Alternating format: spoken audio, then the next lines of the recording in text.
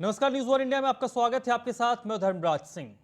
सुबह के 10 बज चुके हैं और बुलेटिन की हम शुरुआत करते हैं बड़ी खबरों के साथ। सबसे पहली खबर की अगर हम बात करें तो उत्तर प्रदेश में पंचायत चुनाव को लेकर राज्य निर्वाचन आयोग आज एक प्रेस कॉन्फ्रेंस करने वाला है और पंचायत चुनाव की तारीखों का राज्य निर्वाचन आयोग संभवतः आज ऐलान कर सकता है। तो उत्तर प्रदेश के लिए ये आज की सबसे बड़ी खबर है कि आज पंचायत चुनाव का बिगुल बज सकता है। दूसरी खबर की अगर बात करें तो उत्तर प्रदेश में 26 आईपीएस अफसरों के तबादले किए गए हैं। न्यूज वन इंडिया ने सबसे पहले इस खबर को प्रसारित किया था और हमने बताया था कि बड़े पैमाने पर पुलिस कप्तानों को, पुलिस के बड़े अधिकारियों का तबादला किया जा सकता है और हमारी खबर पर मुहर लगी है। और अगर तीसरी बड़ी खबर की बात करें तो वाराणसी, कानपुर में नए पुलिस कमिश्नरों की तैनाती की गई है। कल ही योगी कैबिनेट में इस प्रस्ताव को लाया गया और कैबिनेट ने उस पर अपनी मुहर लगा दी, जिसके बाद नोएडा और लखनऊ के बाद उत्तर प्रदेश में कमिश्नरेट व्यवस्था दो और जगहों पर हो गई है, वाराणसी और कानपुर, और वहां पर नए पुलिस कमिश्नरों की तैनाती भी कर दी गई। उसके बाद हम बात करेंगे किसानों के आंदोलन की। 26 नवंबर 2020 से किसानों का जो आंदोलन शुरू हुआ था, आज वो तकरीबन 120 दिन हो गए, यानी कि 4 महीने पूरे हो चुके हैं। किसानों ने आज भारत बंद का ऐलान किया है। सुबह 6 बजे से शाम को 6 बजे तक किसान भारत बंद करने का आह्वान कर चुके हैं और जगह जगह किसान प्रदर्शन कर रहे हैं। हालांकि किसानों ने ये अपील की है कि लोग स्वतः उनके इस आंदोलन में शामिल हों। कहीं पर भी रास्ता रोकने की कोशिश किसान नहीं करेंगे। इसके साथ ही रेल रोकने की भी कोई योजना किसानों की नहीं है। किसान ये चाहते हैं कि लोग खुद ब खुद उनके समर्थन में अपनी दुकानें, अपने प्रतिष्ठान को बंद रखें। तो ये है उत्तर प्रदेश की और 4 बड़ी खबरें इस वक्त की, जो इस वक्त आपको हम दिखा रहे हैं। और सबसे पहले बात करेंगे पंचायत चुनाव की। पंचायत चुनाव से जुड़ी जो बड़ी खबर आ रही है कि अब से थोड़ी देर में राज्य निर्वाचन आयोग एक प्रेस कॉन्फ्रेंस करने वाला है और राज्य निर्वाचन आयोग इस वक्त जब प्रेस कॉन्फ्रेंस करने वाला है तो ये माना जा रहा है कि आज चुनाव का बिगुल बज सकता है। लोकतंत्र का ये त्यौहार जो सबसे निचले स्तर पंचायती राज व्यवस्था के तहत पंचायत चुनाव की आज अधिसूचना जारी हो सकती है और ये आज उत्तर प्रदेश की सबसे बड़ी खबर है कि पंचायत चुनाव का बिगुल आज बज सकता है, क्योंकि अब से थोड़ी देर में राज्य निर्वाचन आयोग की ओर से एक प्रेस कॉन्फ्रेंस की जानी है और उस प्रेस कॉन्फ्रेंस में संभवतः चुनाव की तारीखों का ऐलान किया जाएगा, अधिसूचना जारी हो जाएगी। फिर उस पर पता चलेगा कि कितने चरण में होगा, कब कहाँ वोट डाले जाएंगे, वो स्थिति बाद में स्पष्ट होगी। लेकिन चुनावी बिगुल आज बज सकता है क्योंकि लगातार लंबे वक्त से जो पंचायती राज व्यवस्था के तहत चुनाव लड़ना चाहते हैं उन लोगों की अपनी तैयारी है और वो लगातार तैयारी कर रहे हैं। और इस वक्त स्थिति यह है कि एक पक्ष है जिसकी चुनाव में आरक्षण के मामले को लेकर हाईकोर्ट में कुछ लोग गए, फिर हाईकोर्ट से फैसला आया, फिर कुछ लोगों ने सुप्रीम कोर्ट में चुनौती दी है। ऐसे में आज राज्य निर्वाचन आयोग जो प्रेस कॉन्फ्रेंस कर रहा है, इसमें क्या कुछ बातें हो सकती हैं, क्योंकि इसमें आप इस बात को नज़रअंदाज नहीं कर सकते कि एक मामला इस वक्त राज्य निर्वाचन आयोग और चुनाव को लेकर एक मामला इस वक्त सुप्रीम कोर्ट में है, पेंडिंग है, उसकी सुनवाई होनी है और उस बीच राज्य निर्वाचन आयोग की ओर से प्रेस कॉन्फ्रेंस की जा रही है, तो काफ़ी अहम है। लेकिन माना यह जा रहा है कि राज्य निर्वाचन आयोग जो लंबे वक्त से चुनाव की तैयारी कर चुका है और 12 मई के मिड तक में संभवतः चुनाव संपन्न करवाने हैं, तो चुनाव संपन्न करवाने हैं और उससे पहले तो अगर मई मिड तक में चुनाव संपन्न कराने हैं तो अब वोटिंग को और टाला नहीं जा सकता है।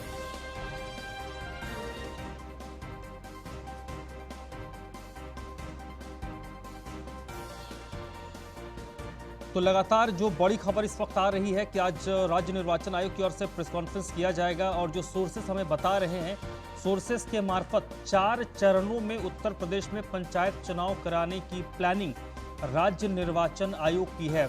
4 फेज में उत्तर प्रदेश में पंचायत चुनाव के लिए वोट डाले जाएंगे और अब से थोड़ी देर के बाद, हालांकि ये तमाम जो बिंदु हैं इस पर लगातार अभी हम एक आकलन कर सकते हैं, एक हम एज्यूम कर सकते हैं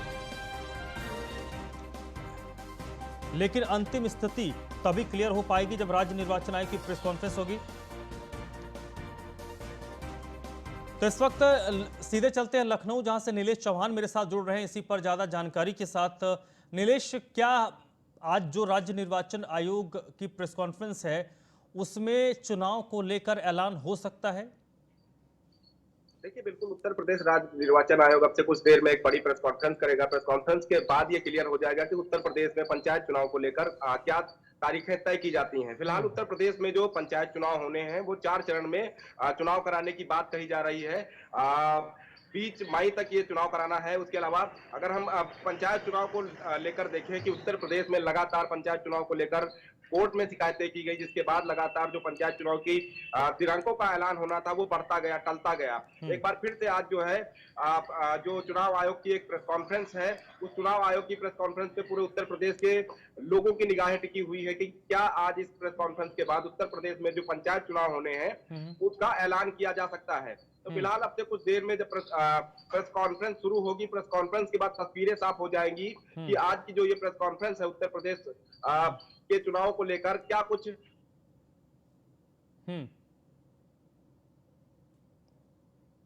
लेकिन इस पहलू को नीलेश, क्या हम नजरअंदाज कर सकते हैं कि एक याचिका सुप्रीम कोर्ट में लगी हुई है?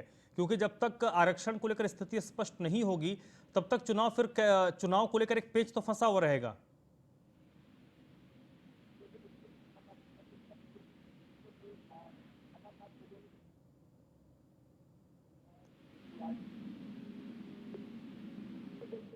नीलेश, कहा जा सकता है कि सरकार भी लगातार ये प्रयास कर रही है कि उत्तर प्रदेश में जो पंचायत चुनाव होने हैं वो निष्पक्ष और पूरी तरीके से अच्छी तरीके से संपन्न कराए जाए। तो उसको लेकर लगातार सरकार भी पहल कर रही है। सरकार के जो मंत्री हैं वो भी लगातार पहल कर रहे हैं कि उत्तर प्रदेश के जो चुनाव होते हैं अक्सर उसमें देखा जाता है कि चुनाव के समय तमाम तरीके की व्यवस्थाओं को बिगाड़ने के जो काम है वो लोगों के द्वारा किए जाते हैं। उन तमाम चीजों को ध्यान में रखते हुए सरकार भी मई मध्य तक ही चुनाव संपन्न कराना चाहती है। फिलहाल जो लोग सुप्रीम कोर्ट गए थे, सुप्रीम कोर्ट ने साफ तौर पे आदेश किया है कि जो पंचायत चुनाव है वो जल्द से जल्द कराकर अवगत कराया जाए। तो आज जब राज्य निर्वाचन आयोग की प्रेस कॉन्फ्रेंस है, प्रेस कॉन्फ्रेंस के बाद तस्वीरें साफ होंगी कि निर्वाचन आयोग क्या कहता है पंचायत चुनाव को लेकर। फिलहाल जो प्रेस कॉन्फ्रेंस होनी है उसकी तैयारियां हो चुकी हैं। अब से कुछ देर में तस्वीरें साफ हो जाएंगी। जी, चलिए नीलेश, आप मेरे साथ जुड़े रहिएगा। तो फिलहाल जो अपडेट इस वक्त है पंचायत चुनाव को लेकर कि आज राज्य निर्वाचन आयोग अब से थोड़ी देर में एक प्रेस कॉन्फ्रेंस करने वाला है और संभवतः उस प्रेस कॉन्फ्रेंस में उत्तर प्रदेश में पंचायत चुनाव का बिगुल बज जाएगा। और जो हमें हमारे सूत्रों के हवाले से जानकारी मिल रही है कि 4 चरणों में चुनाव कराने की घोषणा हो सकती है।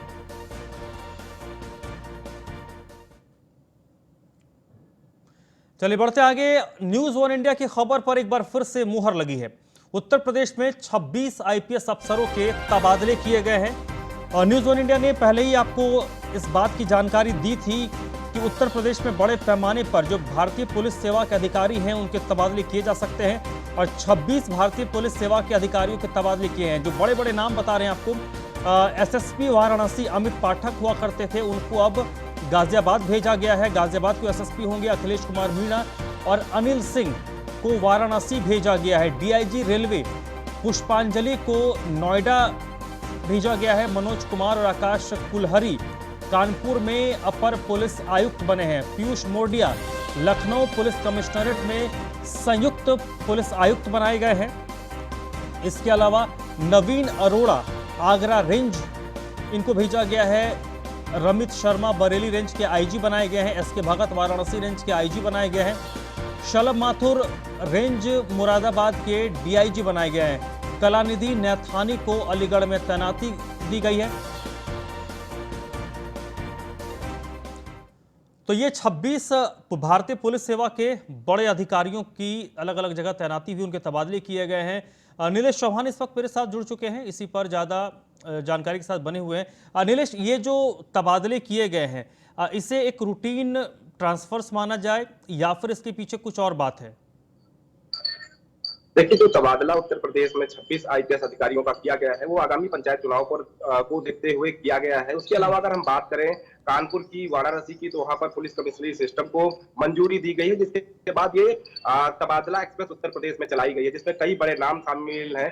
चाहे हम अयोध्या के एसएसपी दीपक कुमार की बात कर लें, या फिर गाजियाबाद के एसएसपी कलानिधि नैथानी की बात करें, लखनऊ में पुलिस कमिश्नरेट में जेसीपी रहे नवीन अरोड़ा की बात करें, तमाम बड़े नामों की इस बार जो है ट्रांसफर लिस्ट में इनका भी नाम है। तो लगातार ये कयास लगाए जा रहे थे कि उत्तर प्रदेश में एक बड़े पैमाने पर आईपीएस अधिकारियों की तबादला नीति लागू की जाएगी, जिसके तहत ये 26 जो आईपीएस अधिकारी हैं उनके ट्रांसफर किए गए हैं। ये बदलाव इसलिए भी किए गए हैं क्योंकि जिन जगह लगातार ये लोग अपने अपने जिलों में व्यवस्थाएं दुरुस्त किए हुए थे, उसके अलावा आने वाले समय में पंचायत चुनाव हैं, तो दूसरे जिलों में भी इनको तैनाती इसलिए दी गई है ताकि वहां की व्यवस्थाओं को दुरुस्त किया जाए और जो पंचायत चुनाव हैं उनको निष्पक्ष रूप से कराया जाए। उसके अलावा अगर हम कानपुर की बात करें, वाराणसी की बात करें, तो वहां पर तबादला होना इसलिए भी जरूरी था क्योंकि जिस तरीके से कानपुर में बिकरू कांड की जैसी बड़ी घटना सामने आई, उसके बाद सुजीत हत्याकांड सामने आया, अपहरण की घटना सामने आई।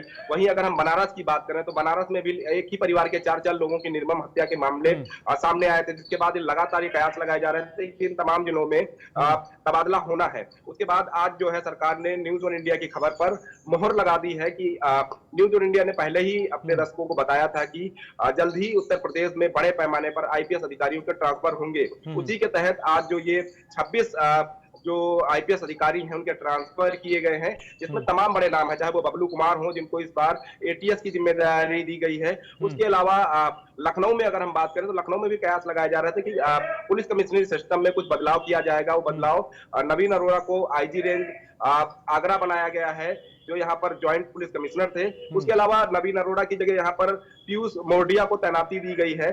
तो ये तमाम बदलाव उत्तर प्रदेश में देखने को मिले। चलिए, कुल मिलाकर बड़े अधिकारियों के तबादले किए गए हैं और इससे आप पंचायत चुनाव के आलोक से भी जोड़कर देख सकते हैं, क्योंकि पंचायत चुनाव हैं और उसे शांतिपूर्वक संपन्न कराना शासन के लिए एक बड़ी चुनौती है और इसी के मद्देनजर ये तबादले किए गए। बहुत बहुत शुक्रिया आपका नीलेश इस जानकारी के लिए। वाराणसी और कानपुर में पुलिस कमिश्नरों की तैनाती कर दी गई है। असीम अरुण को कानपुर का पहला पुलिस कमिश्नर बनाया गया है। तो वाराणसी और कानपुर ये 2 नए पुलिस कमिश्नरेट व्यवस्था के तहत कल कैबिनेट में मुहर लगी है। असीम अरुण को कानपुर का पुलिस कमिश्नर बनाया गया है। डायल 112 के एडीजे इस वक्त थे असीम अरुण, लेकिन अब उन्हें कमिश्नर बनाया गया है। वहीं वाराणसी की अगर बात करें तो वाराणसी में पुलिस कमिश्नर के तौर पर ए सतीश गणेश को तैनात किया गया है। कल उत्तर प्रदेश कैबिनेट की बैठक हुई थी और इस कैबिनेट की बैठक में कुल 14 प्रस्ताव लाए गए थे और सभी प्रस्तावों, उन 14 प्रस्तावों में से एक प्रस्ताव ये भी था कि उत्तर प्रदेश में 2 शहर जहां पहले से कमिश्नरेट व्यवस्था है, 2 और शहरों में कमिश्नरेट व्यवस्था को लागू किया जाए। लखनऊ और नोएडा में कमिश्नरेट व्यवस्था है। वाराणसी और कानपुर ये 2 नए कमिश्नर व्यवस्था के तहत शहर जुड़े हैं और यहां पर पहले कमिश्नर के तौर पर असीम अरुण को तैनाती दी गई है, जो पहले एडीजे के पद पर थे डायल 112 में, और ए सतीश गणेश को वाराणसी का पुलिस कमिश्नर बनाया गया है। और चलिए आपको बताते हैं कि किस कमिश्नरी में कितने थाने हैं। कमिश्नरी सिस्टम लागू होने के बाद वाराणसी कमिश्नरी में 18 थाने आएंगे, जबकि 10 थाने ग्रामीण के अंतर्गत आएंगे। आप यानी यहाँ पर एसपी रूरल के तौर पर एक अधिकारी की तैनाती होगी। कानपुर कमिश्नरी की बात करें तो इनके अंतर्गत 34 थाने होंगे। कानपुर आउटर में 11 थाने हैं।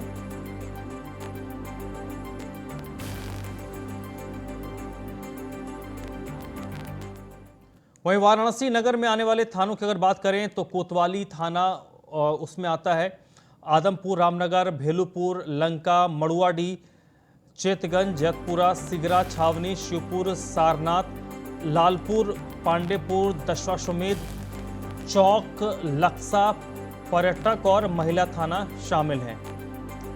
ये वाराणसी नगर के तहत आने वाले थाने हैं। तो चलिए अब वाराणसी नगर थाने के बाद हम बात करते हैं वाराणसी ग्रामीण के तहत आने वाले थाने। रोहनिया, जंस, लोहता, बड़ा गांव, मिर्जा मुराद, कापसी, चौबेपुर, चोलापुर, फूलपुर, सिंधौरा शामिल हैं, जो वाराणसी ग्रामीण के तहत ये थाने आते हैं। तो ये तो वाराणसी की बात हो गई, शहर और ग्रामीण की। चलिए अब कानपुर की बात कर लेते हैं। कानपुर नगर में कौन कौन से थाने आते हैं? कोतवाली, फिलखाना, मूलगंज, कलेक्टरगंज, हरबंस मोहाल, बादशाही नाका, अकबरगंज, रायपुरवा, बेकनगंज, छावनी, रेल बाजार, चकेरी, कर्नलगंज, ग्वालटोली, कोहना, सीसा मऊ, बजरिया, चमनगंज, स्वरूप नगर, नवाबगंज, काकादेव और कलवानपुर, पनकी, बिठूर, बाबूपुरवा, जूही, किदवई नगर, गोविंद नगर, नौबस्ता, बर्रा, नजीराबाद, फजलगंज, अरमापुर और महिला थाना शामिल है। ये कानपुर नगर की बात हो गई। और चले कानपुर ग्रामीण की अगर हम बात करें तो उस पर भी एक नज़र डाल लेते हैं कि ग्रामीण में कौन कौन से थाने हैं। महाराजपुर, नरवल, खचेंडी, बिल्होरपुर, शिवराजपुर, घाटमपुर, साड़, सजेती, बिधुनु थाना इसमें शामिल है जो कानपुर ग्रामीण में है। महाराजपुर, नरवल, खजेटी, बिल्हौर, कचवन, चौबेपुर, तो ये थाने आते हैं कानपुर ग्रामीण के अंतर्गत।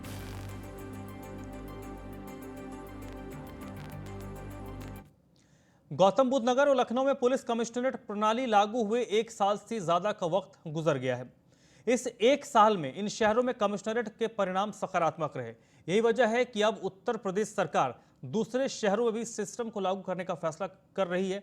गौतम बुद्ध नगर और लखनऊ में कमिश्नरेट सिस्टम की सफलता से उत्साहित योगी सरकार वाराणसी और कानपुर में भी कमिश्नरेट सिस्टम लागू कर चुकी है।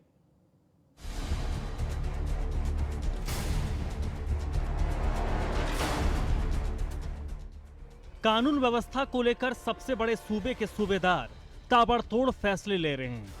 उत्तर प्रदेश की राजधानी लखनऊ और सूबे की आर्थिक राजधानी गौतम बुद्ध नगर की कानून व्यवस्था को पटरी पर लाने के लिए उत्तर प्रदेश के मुखिया ने जो कमिश्नरेट सिस्टम को लागू करने का फैसला किया था, दावा है उसका रिजल्ट पॉजिटिव रहा, जिसके बाद उत्साहित योगी सरकार ने 2 और शहरों में इसी सिस्टम को लागू करने का मन बना लिया है। वाराणसी और कानपुर में पुलिस कमिश्नरों की नियुक्ति का खाका तैयार कर लिया गया है।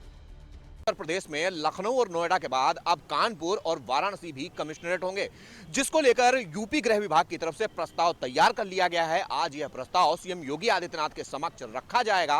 जहां लखनऊ और नोएडा में जो प्रयोग हुआ उसके सफल होने के बाद अब कानपुर और वाराणसी का नंबर है। जहां तक हम वाराणसी की बात करें तो पीएम मोदी का संसदीय क्षेत्र है और उस पर देश के साथ ही विश्व भर की निगाहें हैं। गौतम बुद्ध नगर और लखनऊ में कमिश्नरेट सिस्टम को लागू हुए 1 साल से ज्यादा का वक्त गुजर चुका है और आंकड़े बताते हैं कि दोनों ही शहरों में कमिश्नरेट सिस्टम लागू होने के बाद अपराध के ग्राफ में कमी आई है। पुलिस को अधिकार मिले तो कानून व्यवस्था बेहतर हुई, अपराधियों पर नकेल कसने में आसानी हुई और महिला अपराध में कमी आई।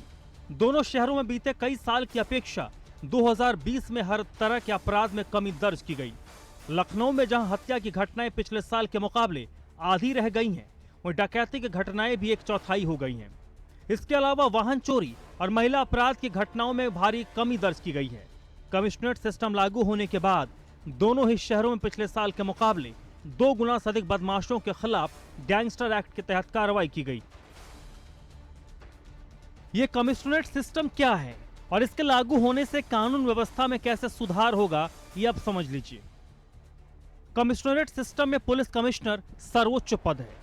पुलिस कमिश्नर प्रणाली में सीआरपीसी के सारे अधिकार पुलिस अधिकारी को मिल जाते हैं। ऐसे में पुलिस तत्काल कार्रवाई करने में सक्षम होती है। कोई भी फैसला पुलिस कमिश्नर तत्काल बिना किसी पर निर्भर रहे ले सकता है।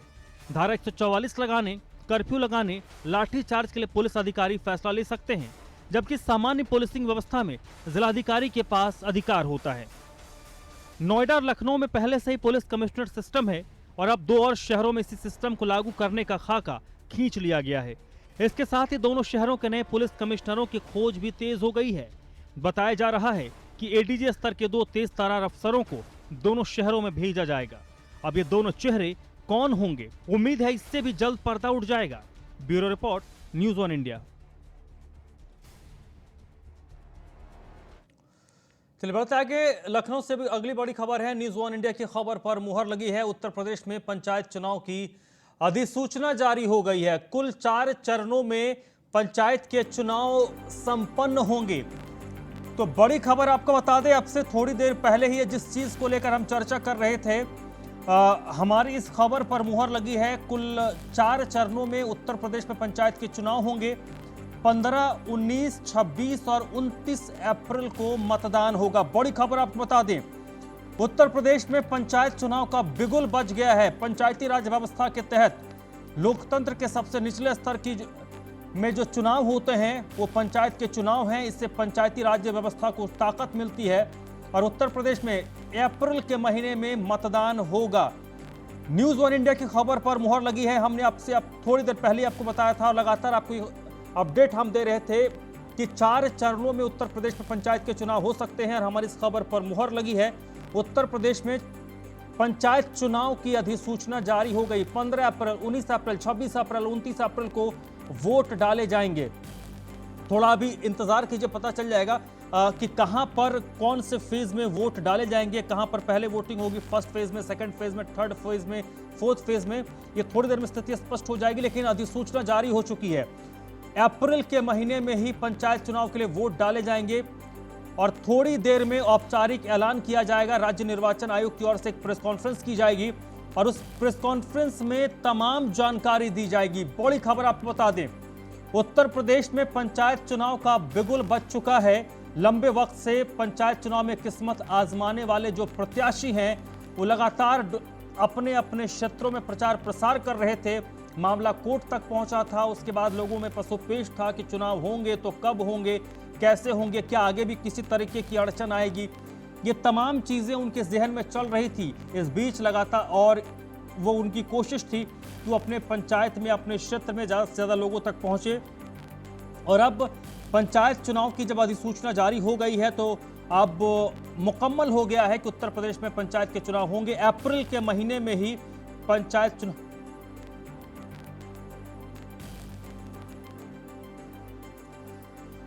तो ये इस वक्त की उत्तर प्रदेश की सबसे बड़ी खबर है। 4 चरणों में पंचायत के चुनाव होंगे। मतदान 4 चरणों में होगा। थोड़ी देर में जब औपचारिक तौर पर प्रेस कॉन्फ्रेंस होगी उसके बाद स्थिति क्लियर हो जाएगी कि फर्स्ट फेज में कहां चुनाव होंगे, सेकंड फेज में कहां होंगे, थर्ड फेज में कहां होंगे, फोर्थ फेज में कहां होंगे। एसके वाजपेयी इस वक्त मेरे साथ जुड़ रहे हैं लखनऊ से, वो राज्य निर्वाचन आयोग के दफ्तर में ही है। एसके वाजपेयी, जिस चीज का इंतजार, जिस घड़ी का इंतजार उत्तर प्रदेश के हजारों लोग कर रहे थे, जो चुनाव लड़ने को आतुर थे, उनके लिए बड़ा ऐलान है। लगातार सरकार कोशिश कर रही थी पहले भी आफ्टर जारी की